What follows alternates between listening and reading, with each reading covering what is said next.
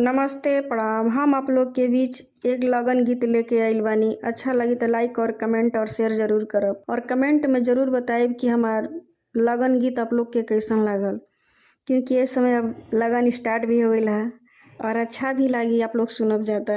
अम्मावा के डोढ़िया पर बोले कोई लड़िया यारे सुगना बोले ला बांस वाड़े लालन जी यारे सुगना बोले ला बांस वाड़े लालन जी। पापा के जांघी चढ़ी बोले लो न कवन दुल्हा अरे सुना पापा रज हमार ये लालन जी अरे सुना पापा रज हमार ये लालन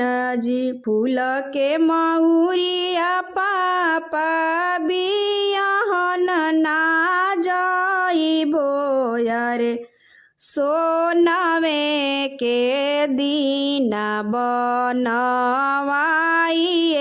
लालन जी अरे सोनवे के दीना बनवाइए लालन जी। आवे देहु बबुआ हो जेठ बई सखवा यारे बसे देहु मितवा सोनार ये लालन जी अरे बसे देहु मितवा सोनार ये लालन जी। मोहर भंजाई बबुआ मऊरी बेस यारे रहसी चली ससुरार ये लालन जी अरे रहसी चली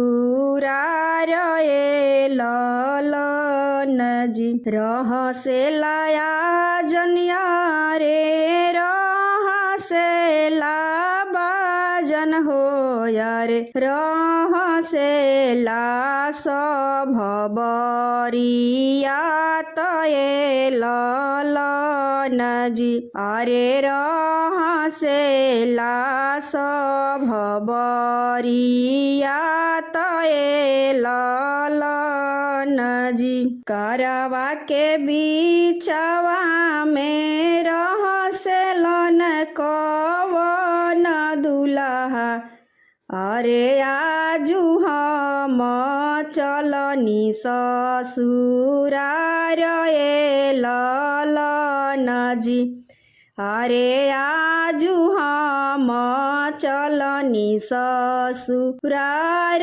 ये लालन जी। अम्मावा के डोढ़िया पर बोले कोई लड़िया यारे सुगना बोले ला बांस वाड़े लालन जी अरे सुगना बोले ला बांस वाड़े लालन जी।